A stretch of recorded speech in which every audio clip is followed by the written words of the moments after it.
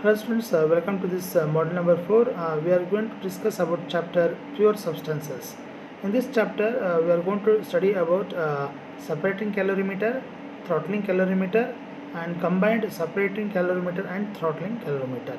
So let us discuss one by one of calorimeter. First one is separating calorimeter. So this separating calorimeter is one of the important calorimeter which are used to find out the wet kind of steams. Okay, this calorimeter also determines the dryness fraction of a steam by mechanical separating the water particles in the wet steam. Okay, so here it consists of steam main, control valve and sampling pipe, and pressure gauge having pressure gauge and perforated cup, inner chamber and outer chamber you can see here, and here, and also one more water gauge also it is there, and water tap will be there. So these are all overall components in separating calorimeter. So let us discuss how it works, that we'll discuss now. So the wet steam is entered at the top of the calorimeter through a control valve. See here, the control valve will decides the flow of steam. Okay, so once it is entered into the through the control the steam main, so it is controlled by the control valve, and this will be strikes a perforated cup. Okay, so when it is strikes the perforated cup, thereby undergoes a quick reversal of direction of motion will be taking place.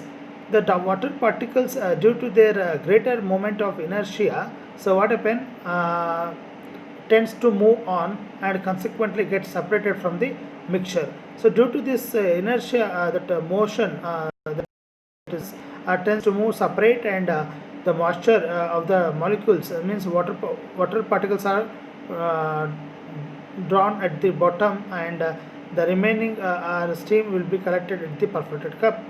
Okay, this separates the water collects at the bottom and the inner chamber. Okay, and it is also it is amount may be determined by the graduated water gauge.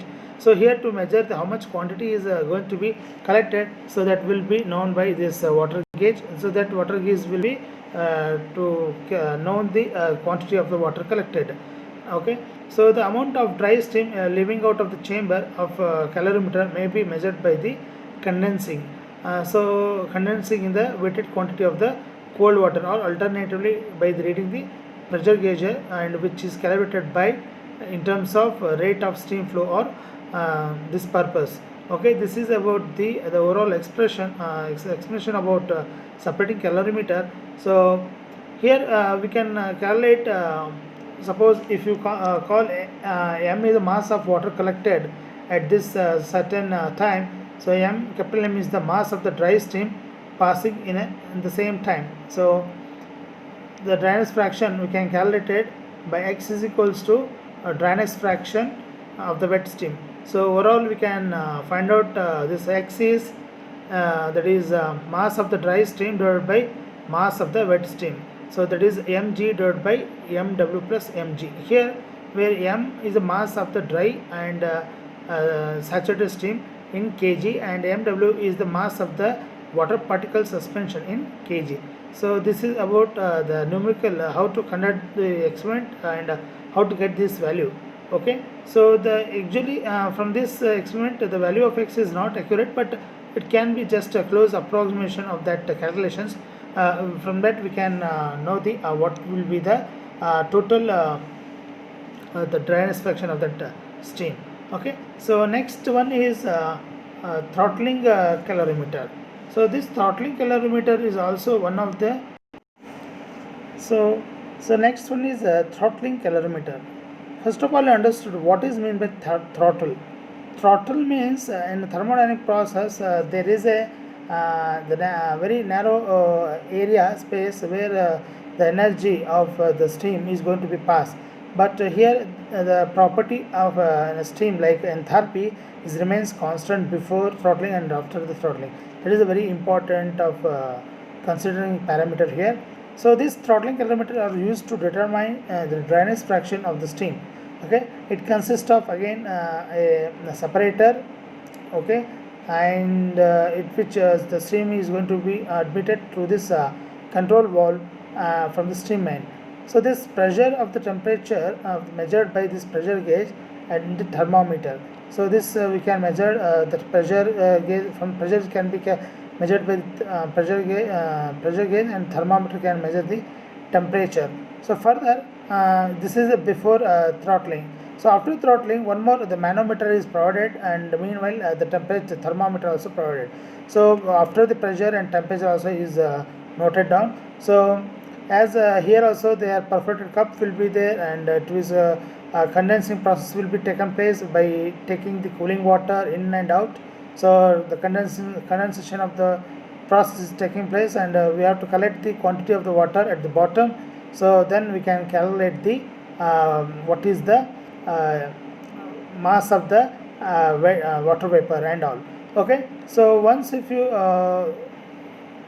it is the pressure and temperature noted measured by this pressure gauge and thermometer okay at this section. So and also it will be noted that the temperature recorded by the T1, that is thermometer, is same as the saturation temperature, and corresponding to this pressure of this steam in the calorimeter also can noted as calorimeter like B.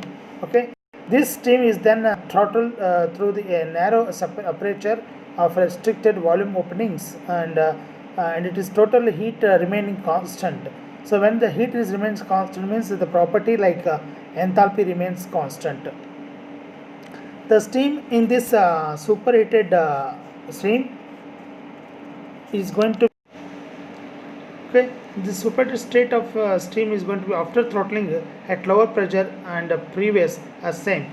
So the temperature and pressure of the steam leaving the calorimeter B, and it is noted by the thermometer T2 and manometer respectively.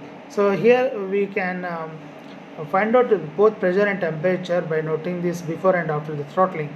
So let us we can say P1 is nothing but the pressure of the steam before the throttling, that is the pressure by the from the steam main. So and P2 we can note it by the throttling steam after the throttling, that is P2. And HF1 we know that it is a sensible heat of water at pressure P1. So that we can note it from the steam table. Okay. So and HFG1 how we can calculate it is the latent heat of steam at a pressure P1. That is also we can take it from the latent heat.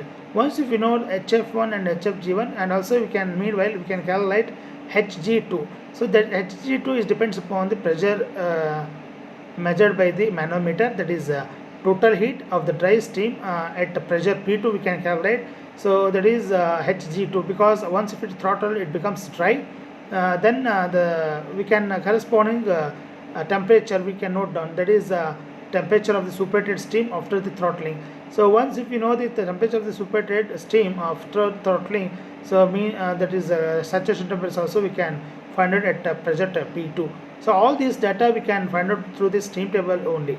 And specific of the heat of the superheated steam we can consider okay, that is 2.5 kilojoules per kg Kelvin. That is the general the specific heat depends upon the temperature, it may be vary, that is 2.2 to 2.5 kilojoules per kg Kelvin. Okay, since the steam has undergone a throttling process, therefore the heat before throttling and the total heat after throttling is same, that is Hf1 plus X into Hfg1 is equal to Hg2 plus Cp into T sup minus T2. This is the equation. From this we can calculate the Dreyer's fraction of the steam. So all the values we know, the only X value we can find out from this equation. That equation we have utilized to find out the Dreyer's fraction of that steam. Okay, so I hope you understood this concept for this explanation. So let us move on to the next concept, that is combined separating and throttling calorimeter. Okay, thank you.